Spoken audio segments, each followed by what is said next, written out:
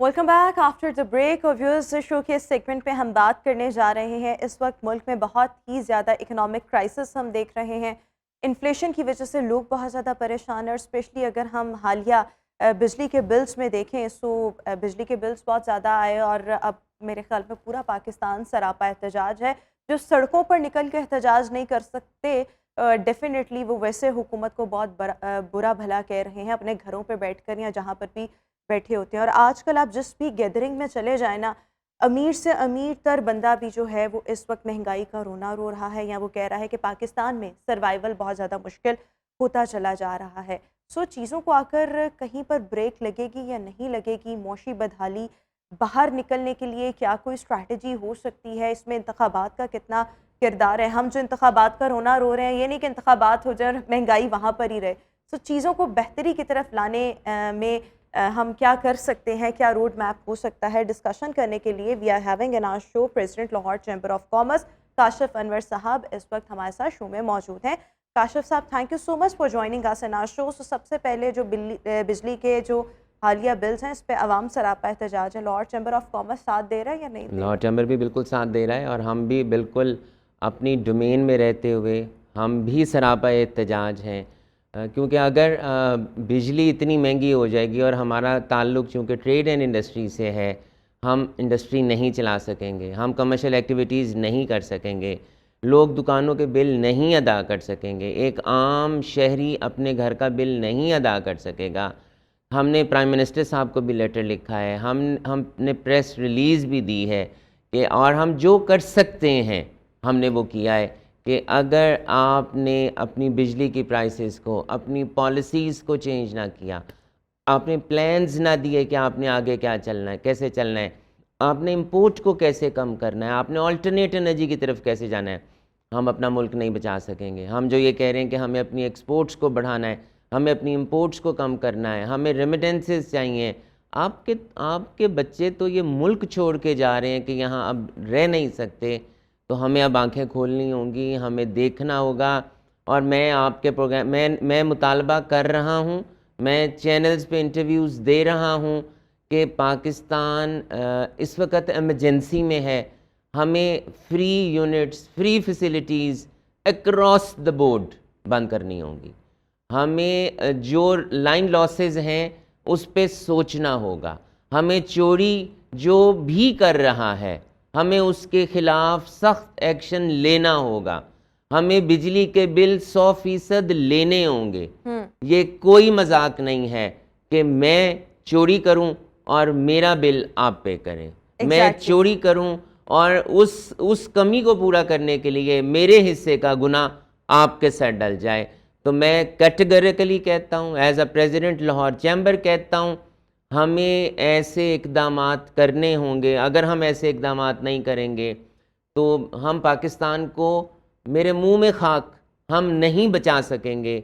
ہم جو بار بار کہہ رہے تھے جی پاکستان ہم بڑے خوش تھے، ہم تمام چینلز پہ یہ بات کرتے تھے جی پاکستان ڈیفالٹ ہونے کے لیے جا رہا ہے، جی پاکستان ڈیفالٹ ہونے کے لیے جا رہا ہے. اللہ نے پاکستان کو بچا دیا ہے، تو ہمیں آنکھیں کھولنی ہوں گی، ہمیں اپنی پرائرٹیز کو چینج کرنا ہوگا. کیا کرنا ہے؟ دیکھیں، آپ نے یہ ساری باتیں بہت اچھی کی ہیں، لیکن امپلیمنٹ کون کرے گا؟ جو حکومتیں آتی ہیں وہ تو نہیں کرتی. وہ تو کہتی ہیں ہمارے ہاتھ بندھے ہوئے ہیں IMF کے معاہدے کی وجہ سے. جو نگراں سیٹ اپ آیا وہ تو آبویسلی اتنا پاورفل نہیں ہوتا. وہ کہتے ہیں کہ ہمارے بھی ہاتھ بندھے ہوئے ہیں. کرنا کس نے ہے؟ پہلا بارش کا قطرہ میرے کون بنے گا؟ دادا مرحوم نا جب وہ بہت غصے میں ہوتے تھے وہ کہتے تھے مجھے تم پہ اتنی ناراضگی ہے کہ میں 100 جوتیاں ماروں اور 99 پہ جا کے بھول جاؤں اور پہلی سے پھر شروع کر دوں. ہمارے ساتھ حکومتیں یہ کرتی ہیں، ہر حکومت آ کر پہلی سے شروع کر دیتی ہے. دیکھیں ایسے کام نہیں چلے گا. لاہور چیمبر جو بار بار یہ بات کر رہا تھا کہ چارٹر آف اکانومی آپ کو بتانا ہوگا، چارٹر آف انڈرسٹینڈنگ بتانا ہوگا. آپ چارٹر آف ڈیموکریسی سائن کر سکتے ہیں. میں تو بلکہ آپ کے پروگرام کے توسط سے یہ بھی مطالبہ کرتا ہوں اپنے تمام بااختیار اداروں سے کہ جب تک تمام پولیٹیکل پارٹیز جنہوں نے الیکشن میں حصہ لینا ہے اگر وہ بیٹھ کے چارٹر آف اکانومی سائن نہیں کرتی، don't go for the elections. ہمیں الیکشنز نہیں چاہیے. پہلے تمام پولیٹیکل پارٹیز بیٹھیں، چارٹر آف اکانومی کو سائن کریں, ملک کو لے کے کیسے چل رہے ہیں. نون لیگ آئے, پیپلز پارٹی جائے, جماعت اسلامی آئے, تحریک انصاف جائے, ہمیں اس بات سے کوئی فرق نہیں پڑتا. اچھا, یہ جب ہم چارٹر آف اکانومی کی بات کر رہے ہیں, جب بجٹ آنا تھا تب بھی آپ نے اس پہ بہت ایمفسائز کیا. چارٹر آف اکانومی میں واٹ ڈو یو تھنک کیا کیا امپورٹنٹ چیزیں ایڈ آن ہونی چاہیے, اور اگر کوئی اس چارٹر کی خلاف ورزی کرے تو پھر اس کے لیے کیا سزا ہونی چاہیے؟ دیکھیں, ہمیں یہ ڈیسائیڈ کرنا ہوگا کہ ہم نے اگلے 25 سال ملک کو کیسے لے کے چل رہے ہیں. ہم نے آج بھی بیج نہیں بویا.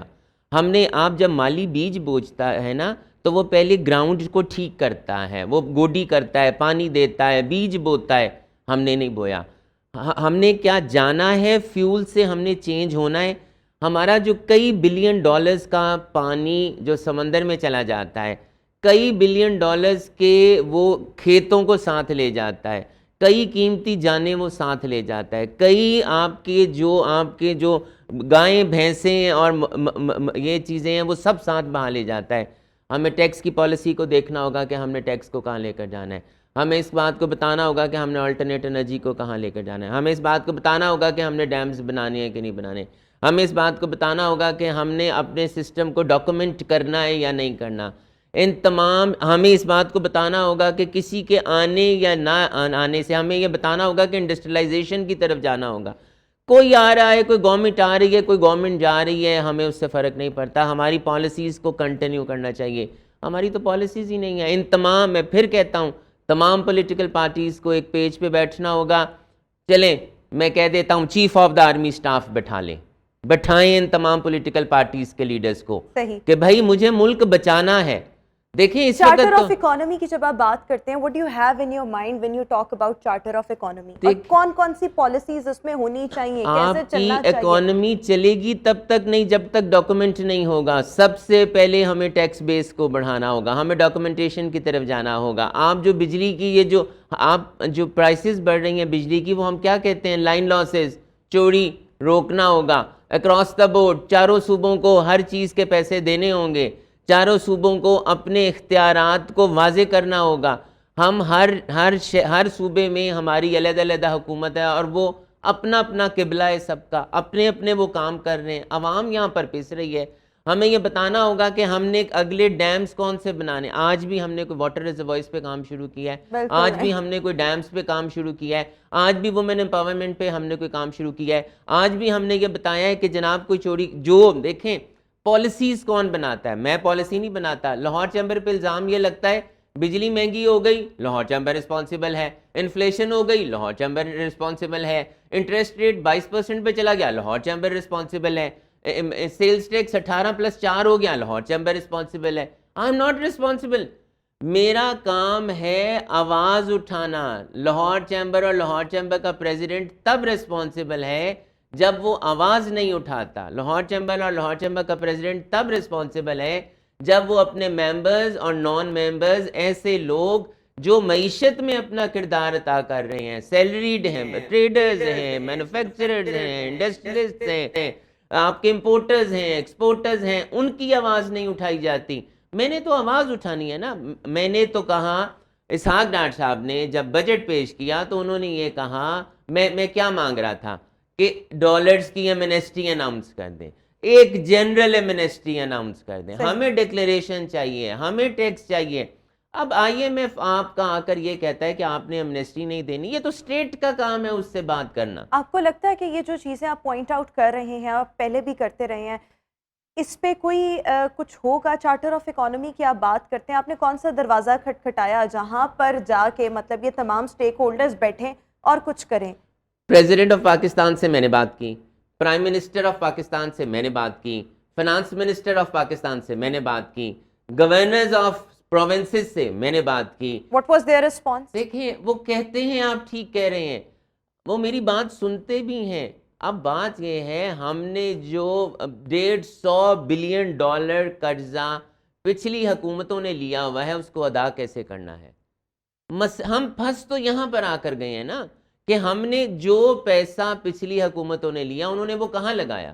وہ پیسہ اگر آپ اپنے گھر لے گئے یا وہ پیسہ آپ ملک سے باہر لے گئے, سب سے پہلے تو میں تو یہ کہتا ہوں، چلے میں ایک اور ڈیمانڈ کرتا ہوں، جو $150 بلین اور 55,000 ارب روپیہ پاکستان کے اوپر قرضہ ہے، ڈونٹ گو فار الیکشنز، پہلے اس کا ٹیبل پہ بیٹھ کے حساب کر لیں یہ کہ تو نہیں ہوگا. پاکستان. تو پھر دیکھیں میں دیکھیں پھر آپ اور میں اور ہماری 24 کروڑ عوام وہ کس بات کا خمیازہ بھگت رہ گیا. پھر اس کا سر یہ یہ ہم نے مطلب تو ہے، نہیں نہ کرنا، یہ جنہوں نے کرنا ہے وہ نہیں تو میں کریں گے. پیغام دے تو رہا ہوں. ہاں. ابھی بات تو یہ ہے نا کہ چلیں آپ تو یہ کہیں کہ کوئی بولتا نہیں، میں تو بول رہا ہوں، میں تو آن ایئر بات کر رہا ہوں کہ آپ جو بھی با اختیار ہمارے ادارے ہیں، وہ جو ہمارا $150 بلین ہے، جو ہمارا 55,000 ارب روپیہ ہے، وہ بیٹھ کے ٹیبل پہ ایک دفعہ حساب کر لیں کہ وہ پیسہ پاکستانیوں نے کیوں ادا کرنا ہے، وہ پیسہ کس نے لیا تھا، وہ پیسہ کہاں گیا، وہ پیسہ کہاں لگا، کیا اس سے کوئی انڈسٹری لگی، کیا اس سے کوئی ہمارے سولر کے لیکن پروجیکٹس میرے لگے. خیال میں یہ مطالبہ آپ کا بالکل ویلڈ ہے اور ایسے ہونا چاہیے. جہاں پر آپ چارٹر آف اکانومی کی بھی بات کر رہے ہیں وہ بھی بالکل ویلڈ آپ کا مطالبہ ہے، لیکن اگر اس پہ امپلیمنٹ ہو جائے تو میرے خیال میں یہ ہیوج سکسیس ہوگی، بیکاز جو اسٹیک ہولڈرز ہیں اپنے ذاتی مفادات کوئی مل بیٹھتا نہیں. اور ایک اور بات، میں ابھی یہ سوچ رہی تھی کہ پچھلے کچھ مہینوں میں 4 لاکھ پاکستانی، مجھ سے کوئی شیئر کر رہا تھا، میرے خیال میں اس سے زیادہ ہوں گے، یہی میں کہہ رہی 8 ہوں. سے 9 لاکھ پاکستانی آپ کا ملک چھوڑ پورا کے چلے گئے. پاکستانی باہر چلے جاتے ہیں، آپ یہاں پر بیٹھ کے اور میں حکومتیں آپ کر کو رہے ہیں. ایک اور بات بتاؤں، تمام فورن ایمبیسیز نے ویزے دینے اور اپوائنٹمنٹس دینی بند کر دی ہیں. اتنا لوڈ آ گیا ہے ایمبیسیز کے اوپر کہ وہ اپوائنٹمنٹس نہیں دے رہے. اس کا یہ مطلب ہے کہ کوئی پاکستانی جو جس کے وسائل ہیں ایوری ون از ٹرائنگ کہ ہم کہ باہر وہ چلے اس جائیں. ملک سے چلا جائے، تو پھر ہم اگر سارے چلے جائیں گے باہر تو اس پہ پھر آپ نے اور میں نے حکمرانی کرنی ہے اس ملک کے اوپر. تو یہی وی تو ہے ہیو پھر. To open our eyes, we have to open our eyes. با اختیار اداروں کو اس وقت اپنے اختیارات اور اپنی آنکھوں کو کھولنا ہوگا کہ پاکستان اس وقت بہت مشکل وقت سے گزر رہا ہے. اور میں ایک اور بات بتاؤں، یہ جو ٹائم فریم ہے 9 مہینے جو ہم نے آئی ایم ایف سے ایک ٹائم لیا ہے، یہ بہت مشکل وقت ہے ہمیں اس وقت. اور ہم الیکشنز کی بار بار بات کریں، میں ذاتی طور پہ سمجھتا ہوں ان 9 مہینوں میں تو الیکشنز نہیں ہوتے. ہمیں اس ڈیوریشن سے باہر نکلنا ہے سکسیسفلی اینڈ سیفلی، کیونکہ اگر ہم نے اپنا قبلہ درست نہ کیا تو میں آج پیشن گوئی کر رہا ہوں کہ خدا نہ خواستہ we are again at the verge of collapse, we are again at the collapse of default. تو ہمیں آنکھوں کو کھولنا ہے، ہمیں دیکھنا ہے، جو با اختیار ہے اس کو اپنا رول ادا کرنا ہے تاکہ ہمارا ملک بچ سکے. بالکل ٹھیک ہو گیا. اچھا ابھی موونگ آن ہم لاہور چیمبر کی طرف آئیں گے. لاہور چیمبر آف کامرس کی ایک اوپن ڈور پالیسی ہے. سب سے پہلے تو میں یہ جاننا چاہوں گی کہ open door policy, what do you mean by the open door policy, اور پھر اس کو امپلیمنٹ کیسے کیا جاتا ہے؟ دیکھیں میں جب پریزیڈنٹ بنا تو میں نے بلا تفریق امیر غریب، بلا تفریق وی آئی پی یا نان وی آئی پی، میں نے کہا کہ if I am at Lahore chambers, آپ کا کوئی ایشو ہے آپ میرے پاس وہ ایشو لے آئیے، آئی ول ریز دیٹ ایشو. جیسا کہ میں نے کہا کہ میں نے اسٹیک ہولڈرز کی اسٹیٹ تک بات کو پہنچانا ہے. اور میں پھر آپ کے پروگرام کے توسط سے کہتا ہوں کہ جب تک الحمدللہ میں لاہور چیمبر کا پریزیڈنٹ ہوں، جو بھی سننے والا ہے، جو بھی تاجر کمیونٹی کا ہے، چاہے وہ لاہور چیمبر کا ممبر ہے چاہے وہ لاہور چیمبر کا ممبر نہیں ہے، اگر اس کا ٹریڈ اور انڈسٹری سے کوئی کنسرن، کوئی پرابلم ہے، مائی ڈورز آر اوپن. میں بیٹھا ہوں آپ کی بات سننے کے لیے. میں آپ کے ایشو کو اٹھاؤں گا، کنسرن ڈپارٹمنٹ تک بھیجوں گا. دیکھیں کام کا ہونا یا نہ ہونا وہ میرے اختیار میں نہیں ہے. میں یہ آواز لیکن آپ ایٹ لیسٹ ٹرائی کرتے ہیں. I do try. مجھے نہیں یاد پڑتا کہ ان 11 مہینوں میں میرے کمرے میں کوئی کام لے کر آیا ہو اور الحمدللہ اس کا کام نہ ہوا ہو. کام دیکھیں، اگر آپ مجھے یہ کہیں کہ مجھے امریکہ کا ویزا لگوا دو، میں نہیں لگوا کے دے سکتا. آپ مجھے یہ کہیں کہ مجھے کینیڈا بھجوا دو، میں نہیں بھجوا سکتا. لیکن جو آپ کی جو میری ڈومین میں، جو میری ڈومین میں اور جو میری بساط میں کام ہے، اور مجھے ملنے کے لیے یہ بھی ضروری نہیں ہے کہ آپ لاہور چیمبر کے ممبر ہوں. آپ کا تعلق ٹریڈ اینڈ انڈسٹری سے ہونا چاہیے، اور یہ بھی ضروری نہیں ہے کہ آپ کا تعلق لاہور سے ہو. آپ پاکستان کے جس مرضی خطے سے ہوں، اگر آپ کا تعلق ٹریڈ اینڈ انڈسٹری کا ہے تو آپ کا پرابلم میرا پرابلم ہے. اس سے بڑھ کر اور کیا بات ہو سکتی ہے. اس کے ساتھ ساتھ میں ان اقدامات جو انیشیٹوز آپ نے اپنے ٹائم ڈیوریشن میں اٹھائے ہیں، because being the president of Lahore chamber آپ پر کرٹیسزم بھی بہت ہوتا ہے. وہ کرٹیسزم کس حوالے سے ہوتا ہے وہ آگے چل کر میں اس کو چاہوں گی ہم ہائی لائٹ بھی کریں وہ وجہ کیا ہے.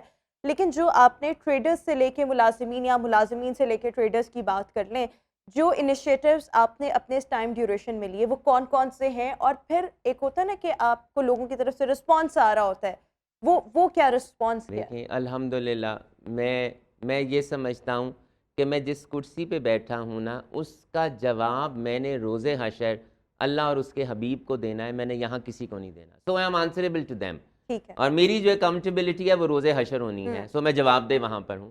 اور میں نے اپنی تمام بزنس کمیونٹی کے لیے, اپنے ممبرز کے لیے, میں نے دیکھیں لوگ مجھ پہ تنقید یہ کرتے ہیں کہ میں تصویریں اتروانے کے لیے MOU سائن کرتا ہوں. اگر بڑے بڑے ہاسپٹل, جتنی مہنگائی ہو گئی ہے, میں یہ سمجھتا ہوں کہ اگر تعلیم اور صحت کو ہم اگر افورڈیبل کر دیں تو وہ لینا اس تک اسیس آسان ہو جائے گی. اگر ہاسپٹلز آپ کو ڈسکاؤنٹس دے دیں, اگر انسٹیٹیوٹس آپ کو ڈسکاؤنٹس دے دیں بچوں کے ایڈمیشنز میں, اگر ایسے انسٹیٹیوٹ جہاں پر آپ کے بچے پڑھیں ان کی فیسوں میں آپ کو ڈسکاؤنٹس مل جائیں, تو کیا میں نے گناہ کیا ہے؟ اگر یہ گناہ ہے تو میں نے کیا ہے, اور اس کی یہ سزا لینے کو بھی میں تیار ہوں. ہمارے جتنے لاہور چیمبر کے ممبرز تھے, ہمارے جو سٹاف تھا, ان سے پہلے سپاؤس اور اس کی انشورنس ہوتی تھی. میں نے ان سے پوچھا کہ کیا بچوں کی بھی انشورنس ہے؟ انہوں نے کہا نہیں. میں نے کہا انسان یا فیمیل کام ہی بچوں کے لیے کرتا ہے. میں نے کہا یار بچوں کو بھی انشورڈ کراؤ, مجھے بتاؤ کتنا ایکسپینس لگے گا. انہوں نے کہا جی 3 لاکھ روپیہ ہماری جو انشورنس ہے اس سے زیادہ ایکسٹرا پے کرنا پڑے گا, and 260 kids will be insured. میں کہا go for it. میں نے کہا کراؤ ان کی انشورنس. آج میرے لاہور چیمبر کے تمام سٹاف کے وہ امپلائیز, ان کی اسپاؤسز اور ان کے بچے انشورڈ ہیں, اور بڑے بڑے ہسپتالوں سے کام کر رہے ہیں, وہ ان کا علاج ہو رہا ہے اور ہوا ہے.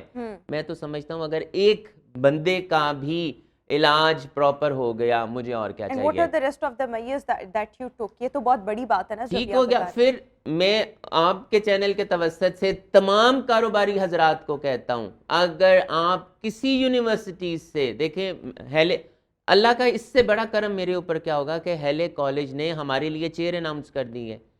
100 سال کی ہسٹری میں لاہور چیمبر کے لیے ہیلے کالج نے چیئر اناؤنس کی ہے.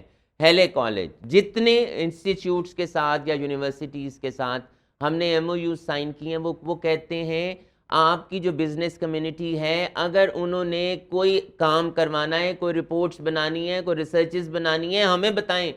ہمارے PhD کے اسٹوڈنٹس, ہمارے MPhil کے اسٹوڈنٹس, ہمارے ماسٹرز کے اسٹوڈنٹس نے جو ریسرچز کرنی ہیں وہ آپ پر کریں گے. وہ ٹاپکس دے دیں, وہ ہمیں ٹاپکس دے دیں تاکہ وہ ٹاپکس ہم اپنے اسٹوڈنٹ سے کرائیں گے. اس سے بڑا میں ٹریڈ اینڈ انڈسٹری کے لیے کوئی کام کرا سکتا ہوں؟ میں کیا جو آوازیں آپ کے جتنے ایشوز ہیں, چلیں چھوٹی سی مثال ہے, DIG آپریشنز میرے پاس آئے, انہوں نے مجھے آ کر یہ کہا ہم پولیس اسٹیشنز کو رینوویٹ کر رہے ہیں, اس میں پبلک پرائیویٹ پارٹنرشپ کے تحت ان کو رینوویٹ کریں. ہم آپ کو یہ بات آفر کرتے ہیں کہ جن علاقوں میں جون سے لوگ ان کو رینوویٹ کروائیں گے, ہم اس کمیونٹی کی ایک کمیٹی بنا دیں گے تاکہ اس سیکٹر, اس کمیٹی کے لوگ اپنے ایشوز کو وہاں ریزالو کروا لیں. اس سے بڑی رعایت آپ کے لیے کوئی ہو سکتی ہے؟ دیکھیں نمبر آف ایسے میز لیے گئے ہیں. مجھے یہ بتائیں آپ کے, دیکھیں میرا کام تو ہے ہر آواز کو اٹھانا, کہ میں اٹھاؤں, اور میرا مقصد ہی یہ ہے کہ میں صحت اور تعلیم کو اگر ایسیسیبل کر دوں. آپ کا فاطمہ میموریل ہے, آپ کا شالامار ہاسپٹل ہے, آپ کا ایور کیئر ہاسپٹل ہے, آپ کا نور لاجسٹکس ہے, بھائی یہ these are one of the, آپ کا عمر ہاسپٹل ہے, these are the one of the renowned hospitals and medical institutes. اگر وہ آپ کو ڈسکاؤنٹس دے رہے ہیں, اگر وہ آپ کو VIP تعلیم کے شعبے میں بھی ڈسکاؤنٹس دیا جا رہا ہے, بالکل دے رہے ہیں, بالکل. امریکن لائف اسٹاف ہے, پھر آپ کا جناب, اب مجھے یاد نہیں ہے لیکن از اے لسٹ اویلیبل. آپ کے سپیریئر یونیورسٹیز ہیں, آپ کا یونیورسٹی آف لاہور ہے, آپ کا UCP ہے, آپ کا پنجاب یونیورسٹی ہے, گورنمنٹ کالج نے آفر کیا ہے کہ ہمیں بتائیں. لیکن تب بھی ایک اور یہ چیز کہ لوگ آپ پہ کرٹیسزم کرتے ہیں کہ مطلب آپ ابھی وہ پریزیڈنٹ ہونے جا رہے ہیں, 2 سال آپ پورے کریں گے انشاءاللہ. تو مطلب لوگ کرٹیسزم کرتے ہیں کہ لاہور چیمبر کے انتخابات نہ کروانا آپ سب سے بڑی رکاوٹ ہے. یہ کیوں کہہ رہے ہیں؟ بھائی دیکھیں جو جوائنٹ سیشن ہوا, میں تو یہ کہتا ہوں جوائنٹ سیشن کا کال کرنا بھی میں ذمہ دار ہوں. پریزیڈنٹ صاحب بل سائن نہیں کرتے تب بھی میں ذمہ دار ہوں. پریزیڈنٹ صاحب بل جو ٹریڈ آرگنائزیشن کا بل ہے اس کو نہ سائن کر کے واپس پارلیمنٹ میں بھیج دیتے ہیں, وہ بھی میں ذمہ دار ہوں. پاکستان کا کوئی چیمبر یا ٹریڈ آرگنائزیشن ہائی کورٹ یا سپریم کورٹ میں چلا جاتا ہے, اس کا بھی میں ذمہ دار ہوں. مجھے یہ بتائیں کہ کیا میں اتنا پاورفل ہوں کہ میں پوری ٹریڈ پالیٹکس کو میں چلا رہا ہوں؟ کیا میں جو سپریم کورٹ نے چیمبرز کے خلاف فیصلہ دیا, کیا سپریم کورٹ کے آنریبل جج کو میں نے ڈکٹیٹ کروایا؟ ہائی کورٹ میں اپیل لگی ہے, کوئی اور چیمبر گیا, جو بھی فیصلہ دیں گے کیا وہ میری مرضی سے دیں گے؟ ڈی جی ٹی او صاحب کی کورٹ میں جو بھی اپیلیں لگی ہیں کیا وہ میں چلوا رہا ہوں؟ تو دیکھیں بات یہ ہے کہ پھر وہی بات ہے کہ اگر صحیح کام کرنا, لوگوں کو سہولیات دینا, لوگوں کا کام کرنا, اوپن ڈور پالیسی کرنا, کھڑے ہو کر عزت کرنا, مہمان نوازی کرنا, ہر ایک کا کام کرنا گناہ ہے. میں نے یہ گناہ کیا ہے. میں اس گناہ کا, مجھے اس گناہ پہ سزا ملنی چاہیے, اور مجھے اپنے اللہ اور اس کے حبیب پہ تو آپ نے اتنا یہاں پہ بات ہی بھروسہ ہے, ختم کر دی نا, اکاؤنٹیبلٹی بھی آپ کی ہونی ہے. اتنا بھروسہ ہے مجھے, اور وہ مجھے اتنا نوازتے ہیں. کیونکہ دیکھیں میں یہ سمجھتا ہوں کہ علم, رزق اور عزت آپ جتنا بانٹتے ہیں نا, اللہ اور اس کا حبیب آپ کو اتنا دیتا ہے. یہ بھی میرا میسیج ہے سب کو. دیکھیں ایک اور بات بتاؤں, اس وقت مشکل حالات ہیں نا, تو میں کمیونٹی کو یہ میسیج دینا چاہتا ہوں, اللہ کے نام پہ دینا شروع کر دیں, اللہ کے نام پہ بانٹنا شروع کر دیں, اللہ تعالیٰ آسانیاں کرے گا. ہم نے روک لیا ہے, اور ہم نے چیزوں کو اپنے ہاتھ میں رکھا ہوا ہے, اپنے ہاتھ سے نکال کے دیں, اللہ کے نام پہ دیں, جتنا اس کے نام پہ دیں گے وہ تو وعدہ کرتا ہے میں 700 گنا لٹا کے واپس بھیجوں گا. اور یہ ہے کہ آپ اللہ کے ساتھ تجارت کر رہے ہیں. تجارت اللہ کے ساتھ ہے. ہم ذاتی مفادات میں چلے گئے ہیں. ہمیں اللہ کے ساتھ تجارت کریں, کر کے تو دیکھیں. اللہ تعالیٰ جہاں وہاں سے نوازے گا آپ کو سمجھ بھی نہیں آئے گی. لیکن however جی اللہ تعالیٰ مجھے میں پھر وہی بات ہے, جو قانون کہے گا, میں I am a person of law, I am a law abiding person. جو قانون کہے گا I'll follow the law. قانون یہ کہے گا آپ نے 1 سال لینا ہے, میں 1 سال لوں گا. قانون یہ کہے گا آپ نے 2 سال لینے ہیں, میں انشاءاللہ 2 سال لوں گا. اور بات یہ ہے کہ وہ میں نے تو قانون چینج نہیں کرایا. اگر اللہ تعالیٰ مجھ پہ رحمت کر رہا ہے تو یہ بھی تو اس کی ناشکری ہے کہ اللہ تعالیٰ آپ کو نواز رہا ہے اور آپ کہتے ہیں مجھے چاہیے نہیں, تو میں ناشکری نہیں کروں. بالکل ٹھیک ہو گیا. ایک آخری سوال, کافی زیادہ ہم نے ڈیٹیل میں ڈسکشن کیا, ایک آخری سوال, اس وقت جو اکنامک کرائسس ہے, آپ کو اس میں رے آف ہوپ نظر آ رہا ہے؟ مطلب آپ کو لگتا ہے کہ جو چیزیں آپ نے آغاز میں مینشن کی ان پر عمل درآمد ہو جائے تو چیزیں بہتر ہو سکتی ہیں؟ دیکھیں ویسے رے آف ہوپ ہے انشاءاللہ. پاکستان بننے اور رہنے کے لیے بنا ہے, اللہ اور اس کے حبیب کے نام پہ بنا ہے. انشاءاللہ اس ملک کو کچھ نہیں ہوگا, لیکن اللہ تعالیٰ ہمیں سمجھا رہا ہے, سکھا رہا ہے, بتا رہا ہے, جھنجھوڑ رہا ہے کہ اٹھ جاؤ, آنکھیں کھول لو, کریکٹ یور سیلف. اگر ہم اپنے آپ کو کریکٹ نہیں کریں گے تو ہمیں سزا ملے گی. اگر ہم اپنے آپ کو کریکٹ کر لیں گے, اللہ تعالیٰ کی رحمتیں اور برکتیں ہمارے سامنے ہیں انشاءاللہ. اور ایک اور چیز جو میں یہاں پر ریپیٹ بھی کرنا چاہوں گی کہ جو کاشف صاحب نے ایک مطالبہ کیا کہ تمام اسٹیک ہولڈرز کو بیٹھ کے چارٹر آف اکانومی پر دستخط کرنے چاہیے اور پالیسیز بنانی چاہیے, پھر الٹیمیٹلی پالیسیز کا سسٹین ہونا, یہ چیز بہت زیادہ ضروری ہے اگر ہم چاہتے ہیں کہ پاکستان کرائسس سے نکلے. Thank you so much Kashif Anwar sahab for joining us in our show. Viewers ابھی ایک بریک, واپس آئیں گے بریک کے بعد.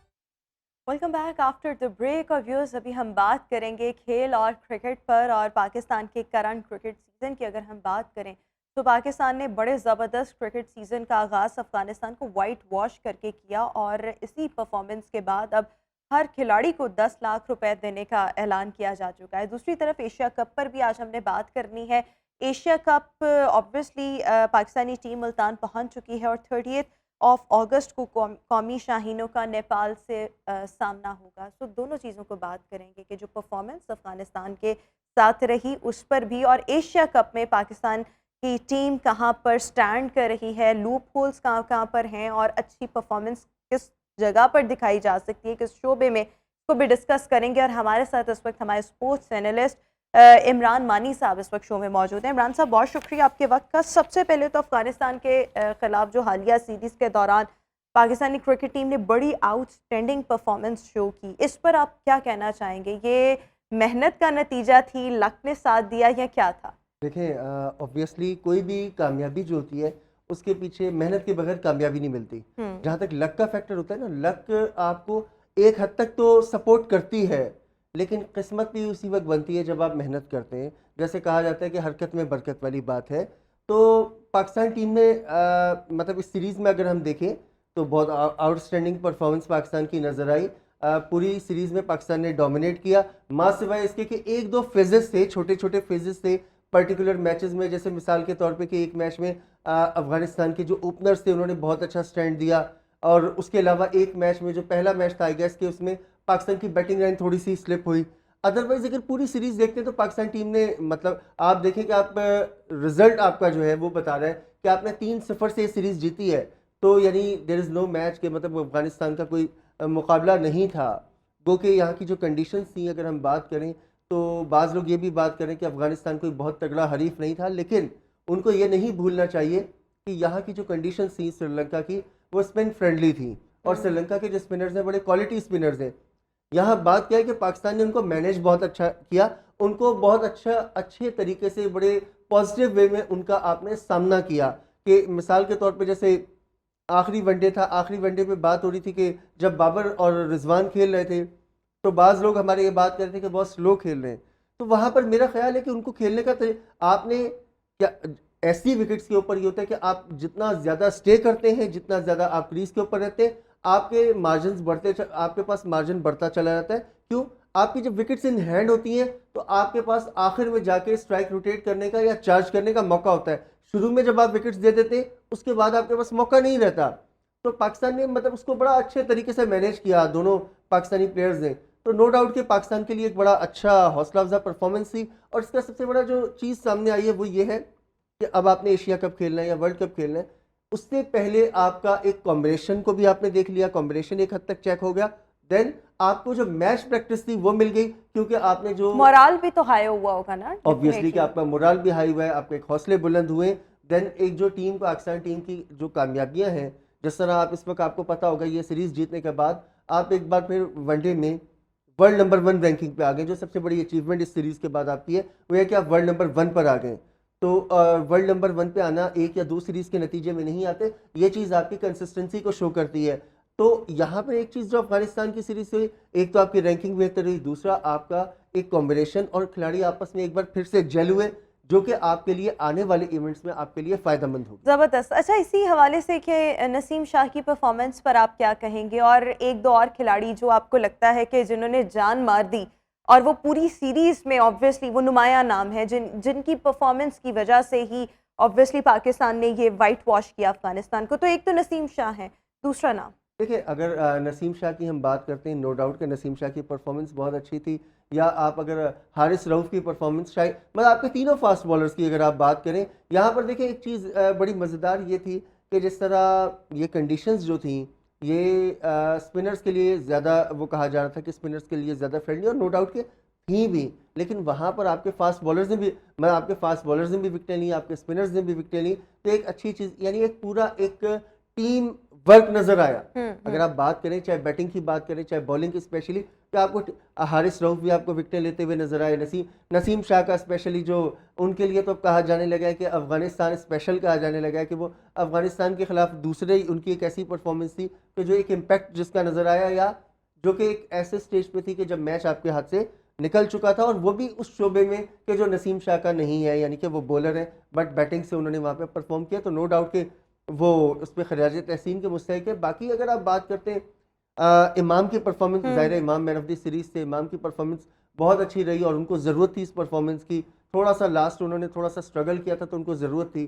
بابر، رضوان، یعنی پوری ٹیم آپ کی جو ہے نظر آئی. شاداب کی اننگز بڑی وائٹل تھی، جو ایک میچ میں جو شاداب نے اننگ کھیلی 40+ کی، تو وہاں پہ مطلب شاداب نے ایک بار پھر بتایا، جو بعض لوگ بات کر رہے تھے شاداب کے حوالے سے، اکثر لوگ یہ بات کر رہے تھے کہ ان کو آپ نے وائس کیپٹن بنایا ہے اور ان کی پرفارمنس میں بات ہو، تو شاداب نے وہ چیز دکھائی. اچھا، ایک اور چیز دیکھیں، اب ایشیا کپ کی اگر ہم بات کریں تو آپ کو کیا لگتا ہے افغانستان اور پاکستان کی ٹیم کتنا پریپیئرڈ ہیں ایشیا کپ کو لے کر؟ کہ دونوں نے ریسنٹلی یہ میچ جیتا ہے, اور دونوں کی کارکردگی پر اوور آل آپ کیا کہیں گے, اور پھر امپیکٹ آپ دونوں ٹیموں کا میچ کے حوالے سے کیا دیکھتے ہیں آپ؟ پریپریشن کی بات کرتے ہیں, آبویسلی کہ جب آپ نے دونوں نے سیریز کھیلی ہے تو آپ کو مطلب, کیونکہ ایشیا کپ کے آپ کو جیسا پتہ ہے کہ 4 میچ پاکستان میں, 9 میچز ہوئے سری لنکا میں, اور ان دونوں ٹیموں نے سری لنکا میں کھیلا ہے, تو آبویسلی کہ آپ وہاں کی جو کنڈیشنز ہیں اس سے آپ یوز ٹو ہو چکے ہیں, ان کنڈیشنز کو آپ فیملیئر ہو چکے ہیں, ان کنڈیشنز میں آپ نے میچ پریکٹس کی ہے. آبویسلی اس کا پاکستان کو بھی افغانستان کو بھی دونوں کو فائدہ ہے, اور دونوں ٹیموں کو دیکھیں ایک چیز جو آئی ہے کہ آپ کو اپنی خامیاں خوبیاں دیکھنے کا موقع ملا ہے. اب اگر ہم لوپ ہولز کی بات کرتے ہیں پاکستان کی, تو تھوڑا سا مڈل آرڈر میں آپ کو ایک ایشو ہے. مڈل آرڈر کو آپ کو تھوڑا مزید بہتر کرنا پڑے گا, یا تو آیا کہ اس میں کمبینیشن کو تھوڑا سا آپ شفل کریں, بیٹنگ آرڈر کو تھوڑا سا اوپر نیچے آپ کو کرنا پڑے گا. جیسے کہ بات ہو رہی ہے کہ نمبر 4 کی ہو رہی ہے کہ رضوان کے نمبر 4 پہ تھوڑی سی باتیں ہو رہی ہیں, تو وہاں پر آپ آغا سلمان کو ٹرائی کر سکتے ہیں, یا سم ٹائم اگر آپ اپوزیشن کو دیکھتے ہوئے افتخار کو پریفر کر سکتے ہیں. کوئی ایسی جگہ جہاں آپ نے چارج کرنا ہے, آپ شاداب کو اوپر کھلا سکتے ہیں. آپ کو یعنی یہ چیزیں سامنے آئی ہیں کہ تھوڑا سا کہ آپ کے ایک تو مڈل آرڈر, دین تھوڑا سا اسپنرز کو کھیلنے میں آپ کو. اچھا, ہم نا دونوں ٹیمز کے حوالے سے ایشیا کپ کے تناظر میں بات کر لیتے ہیں. سب سے پہلے تو ہم اپنے ملک کی بات کرتے ہیں, پاکستانی کرکٹ ٹیم کی, کہ اب ان کو ایشیا کپ کے لیے کیا اسٹریٹجی رکھنی چاہیے اور کن چیزوں پر کام کرنے کی ضرورت ہے. افغانستان کے لیے بھی میں ایسا ہی سوال کرنا چاہوں گی, لیکن سب سے پہلے پاکستان کے بارے میں. دیکھیں پاکستان کی جیسے میں بات کر رہا تھا کہ پاکستان ٹیم ابھی اگر اس وقت ہم دیکھیں ویل پریپیئرڈ, مطلب ایک اچھا, اور ایک تو سب سے بڑی چیز کیا ہے, مومنٹم بہت اچھا بنا ہوا ہے, آپ کا کمبینیشن اچھا بنا ہوا ہے, مومنٹم اچھا بنا ہوا ہے. آپ کو مطلب جو ابھی آپ پلینگ 11 لے کر چلتے رہے, ویسے تو اسکواڈ تو ہوتا ہے 15 16 کا 17 کا ہوتا ہے, لیکن ایک آئیڈیل پلینگ 11 یہی ہے جو ابھی ہاں آپ کو مڈل میں بہت اچھا ہوگا کہ اگر آپ سعود شکیل کو ان کرتے ہیں, اور یہ ایک اچھا ڈیسیجن ہے ٹیم مینجمنٹ کا آخری موقع پہ کہ آپ نے سعود شکیل کو ان کیا فار ایشیا. آپ کو شاید پتا ہو کہ وہ صرف افغان سیریز کے لیے ٹیم میں شامل تھے, ایشیا کپ کے لیے نہیں تھے, ان کو بعد میں ڈیسائیڈ کیا کہ ایشیا. تو یہ ایک اچھا فیصلہ ہے کہ میرا خیال ہے مڈل میں اگر سعود شکیل آتے ہیں تو سعود شکیل کا آنا اچھا ہوگا, کیونکہ اسپنرز کو بہت اچھا کھیلتے ہیں. اور ایشین ٹیمیں موسٹلی اگر آپ دیکھیں بنگلہ دیش کی بات کریں, افغانستان کی بات کریں, سری لنکا کی بات کریں, تو وہ اسپنرز کے اوپر بہت ڈپینڈ کرتی ہیں. وہاں پہ سعود کا آنا آپ کے لیے اچھا ہوگا. اور اسی طرح آپ کو تھوڑا سا بیٹنگ آرڈر میں آپ جیسے رضوان کو آپ نمبر 5 پہ لا سکتے ہیں. یہ ایک دو چھوٹی چھوٹی چیزیں, کوئی بہت زیادہ آپ کو اس میں چھیڑ چھاڑ کرنے کی ضرورت نہیں ہے. جسٹ جسے کہتے ہیں فائن ٹیون کرنے کی ضرورت ہے, تھوڑا سا ٹیون کرنے کی ضرورت ہے, otherwise every thing is okay. ہاں باقی ٹیموں کی اگر آپ بات کرتے ہیں تو اس میں یہ ہے کہ ان کا بھی یہی ہے کہ ان کو تھوڑا خاص طور پر, جیسے آپ افغانستان کی بات کر رہی ہے, افغانستان کا ایک چیز جو نظر آ رہی ہے, ایک عرصے سے ہمیں نظر آ رہی ہے, شارٹر فارمیٹ جو ہے یعنی T20 کرکٹ, اس میں تو ان کا مومنٹم بہتر نظر آ رہا ہے, لیکن ون ڈے میں کہیں نہ کہیں کچھ نہ کچھ مسنگ ہمیں نظر آتی ہے. سم ٹائم وہ بیٹنگ میں اگر مطلب ایک تو سب سے بڑا جو ان کا پرابلم ہے لیک آف کنسسٹنسی, کنسسٹنٹ نہیں ہے کہ وہ سم ٹائم یا تو بیٹنگ میں پرفارم کر جاتے ہیں, ڈیلیور کر جاتے ہیں, سم ٹائم وہ بولنگ میں پرفارم کر جاتے ہیں, اور ایسا لگتا ہے کہ جیسے اسپنرز کے اوپر اوور ریلائی کرتے ہیں. نو ڈاؤٹ کہ ان کے پاس ورلڈ کلاس اسپنرز ہیں اور وہ ان کا ایکچوئل جو ان کا ویپن ہے وہ ان کے اسپنرز ہیں, بٹ آپ کا جو فاسٹ بالرز ہیں ان کا بھی رول جو ہے ایکولی ہونا چاہیے, ان کی کنٹریبیوشن تھوڑی کم نظر آتی ہے. اور اسی طرح جو بیٹنگ میں ایک ان کا کنسسٹنسی کی کمی ہے, اس کو انہیں ایڈریس کرنا پڑے گا. بالکل ٹھیک ہو گیا, یہ تو تمام چیزیں آپ نے بتا دی, لیکن جو ہم پاکستان کی اگر ہم بات کریں, اور آپ اگر افغانستان کے ابھی یہ جو حالیہ میچز ہوئے اس میں آپ کو پاکستان کی بیٹنگ لائن کیسی نظر آئی ہے, اور آپ کو لگتا ہے کہ بیٹنگ لائن مڈل آرڈر, یا اگر ہم باقی دونوں چیزوں کی بات کریں تو اس میں بہتری مزید لانے کی ضرورت ہے؟ دیکھیں بیٹنگ آرڈر آپ کی بیٹنگ آپ کو دیکھیں نا, اگر آپ بیٹنگ کی بات کرتے ہیں, امام آپ کے اچھے ٹچ میں پلیئر آف دی سیریز ہوئے, اس کے بعد فخر زمان تھوڑا سا فخر کی پرفارمنس جو ہے ایک وہ 19-20 ہے, لیکن ایسا کوئی ایشو نہیں ہے, کیونکہ اگر آپ پورا ان کا ٹریک, تھوڑا سا کنسسٹنسی کا پرابلم ہے فخر کا, بٹ یو نو کہ فخر بڑے میچ کے پلیئر ہیں ہمیشہ سے, اور انہوں نے کئی بار میچ ونر کا رول پلے کیا ہے, تو آپ کو ان کو کانفیڈنس دینا چاہیے. مطلب کوئی پینک بٹن دبانے کی ضرورت نہیں ہے کہ آپ ان کو آگے پیچھے کریں. ہی از فائن, ٹھیک ہے, ایک اچھی ان کو اننگ ملے گی تو میرا خیال ہے کہ ان کا مومنٹم واپس آ جائے گا. آپ کے پاس اوپنر ٹھیک ہے, آگے بابر ہیں آپ کے پاس, پھر آپ سعود کو ان کر دیتے ہیں, رضوان ہے, مطلب بیٹنگ, پھر ساتھ میں آپ افتخار کو, آپ کو لگ رہا ہے کہ over all it was better, ٹھیک ہے, مطلب ہر چیز اپنی جگہ ٹھیک ہے. صرف میں نے کہا کہ آپ سعود کو ان کریں مڈل آرڈر کے اندر, اور یا اگر آپ آغا کو لے کے چلتے ہیں, آغا کو اوپر کھلائیں, اور رضوان کو آپ نمبر 5 سلائٹ چینجز آپ کے Slight خیال میں changes یہ ہیں، لانے کی اور وہ بھی، ضرورت ہے. بالکل ٹھیک ہو گیا. ہمارے ساتھ اس وقت sports anchor and analyst Irfan Zaheer بھی موجود ہیں. عرفان تھینک یو سو مچ. عرفان سب سے پہلے تو جس انداز میں پاکستان نے اپنے کرکٹ سیزن کا آغاز اور افغانستان کو وائٹ واش کیا، اوور آل پرفارمنس پر آپ کیا کہیں گے، اور اس کے بعد یہ جو افغانستان کے خلاف سیریز تھی اس کا امپیکٹ آپ پاکستانی کرکٹ ٹیم کے لیے ایشیا کپ پر کیا دیکھتے ہیں؟ دیکھیں، سب سے امپورٹنٹ چیز یہ ہے کہ آپ کسی بھی طرح رینکنگ میں نمبر 1 جب آتے ہیں تو اوبیسلی یہ بہت بڑی بات ہے اور یہ بہت بڑی مورال بوسٹنگ چیز ہوتی ہے. اور پاکستان سیکنڈ ٹائم نمبر 1 آیا. اسی سال پہلے بھی ایک گئے تھے ہم، بٹ انفارچونیٹلی لاسٹ میچ ہار گئے تھے. یہ بہت بڑی مورال بوسٹنگ چیز ہے. آپ کا سائیکولوجیکلی امپیکٹ ہوتا ہے اپوزیشن کے اوپر. ایشیا کپ کے لیے ہم کل سے شروع ہو رہا ہے، اس کے لیے جا رہے ہیں، پھر رائٹ آفٹر ایٹ پھر ورلڈ کپ ہے. تو یہ میرا خیال ہے لڑکوں کے لیے بڑی بینیفیشیل ہے. بٹ اصل چیز یہ ہے کہ آپ نے کمپلیسنٹ نہیں ہونا ہوتا، آپ نے اس مومنٹم کو کنٹینیو رکھنا ہوتا ہے اور اسی سے پھر آپ نے آگے سے اوبیسلی اچیو کرنا ہوتی ہے چیزیں. تو ٹیم کی مینجمنٹ کا، تھنک ٹینک کا، سب کا یہی ماننا ہے کہ اب اس کو لے کے چلنا ہے. لاسٹ ایئر ہم ایشیا کپ کا فائنل ہارے، ورلڈ کپ کا فائنل ہارے، تو اب وہ چیز کسی طرح ختم کرنی ہے کہ آپ نے لائن کو کراس کرنا ہے. اور یہ جو کانفیڈنس آپ کو ایز اے نمبر 1 ملا ہوا ہے اس ٹائم پہ، آپ نے اس کو کیش کرنا ہے. ہوتا کیا ہے کہ آپ جب مسلسل وکٹریز حاصل کرتے ہو تو کہیں نہ کہیں لڑکے ریلیکس کر جاتے ہیں. یہ پاکستان کی ہسٹری رہی ہے. بٹ ابھی اس طرح میں نے ہیونگ سیڈ دیٹ کہ آپ نے کمپلیسنٹ نہیں ہونا، اپنے آپ کو بیک اپ کرنا ہے، لے کے چلنا ہے، ایک دوسرے کو سپورٹ کرنا ہے. اور آپ کی کافی 80-90% آپ باکسز کو ٹک کر رہے ہو. صرف 2-3 چیزیں میرے خیال میں آپ کو کرنے کی ضرورت ہے. ایک تو جس طرح آپ لوگ بات کر رہے تھے اس میں مڈل آرڈر کی، اوبیسلی یہ تھوڑا سا آپ کا ولنریبل ہے. اس میں ہم ساؤتھ شکیل کو ایڈ کر سکتے ہیں. عبداللہ شفیق کی آپشن آپ کے پاس اویلیبل ہے. جی بٹ اس میں یہ ہے کہ آپ کے پاس افتخار اور سلمان علی آغا بھی کنٹینیوسلی پرفارم کرتے آ رہے ہیں. بہتر ہیں لڑکے، دونوں اچھی فارم میں ہیں، خاص طور پہ سلمان علی آغا. تو آپ کو پھر رضوان کے نمبر کو بھی دیکھنا پڑے گا. رضوان نے خود اظہار کیا تھا کہ میرا 4تھ نمبر ہونا چاہیے. بٹ ریئلسٹکلی مجھے لگتا ہے کہ اگر ساؤتھ شکیل کو چانس دیا جاتا ہے تو ساؤتھ شکیل کے پاس بڑی ہٹنگ نہیں ہے. تو رضوان کے پاس بھی بڑی ہٹنگ نہیں ہے، بٹ یہ ہے کہ وہ بال کو منور کر کے سنگل ڈبل کر کے تھوڑا سا چلا لیتے ہیں گیم کو. بٹ ساؤتھ شکیل کا نمبر 5 بنتا نہیں ہے. ساؤتھ شکیل جو ہے اننگز بلڈ کرنے والا پلیئر ہے، اسپنر کو اچھا کھیلتا تو اس کا 4 نمبر بنتا ہے. بالکل ٹھیک. اچھا عرفان، ہمارے پاس وقت کی قلت ہے. میں ایک اور چیز آپ سے یہ پوچھنا چاہ رہی ہوں کہ اگر ہم پاکستان اور انڈیا کا ٹاکرا دیکھیں جو کہ 2 سپٹمبر کو ہونے جا رہا ہے، آپ کو اس میں پاکستانی ٹیم کی تیاری کیسی لگتی ہے انڈیا کے مقابلے میں؟ میں کوئک آنسر آپ سے چاہوں گی. دیکھیں، ہماری ٹیم بہت بیلنس ہے، ان سے بہت بہتر ہے. ان کا جو کانفیڈنس ہے وہ بھی شیٹرڈ ہے اور ان کی ٹیم بھی ابھی اسی طرح نہیں ہے جس طرح وہ پاسٹ میں رہی ہے. تو ہمیں ہر لحاظ سے ان سے ایڈوانٹیج حاصل ہے. صحیح. صرف یہ ہے کہ ہمیں تھوڑا نفس پہ قابو رکھنا ہے، تھوڑا سا پریشر کو گیج کرنا ہے. ادروائز تو مجھے کوئی مقابلہ نظر ہی نہیں آ رہا. ہماری سائڈ ان سے ODI میں خاص طور پہ پرٹیکولرلی ان سے بہت بہتر ہے.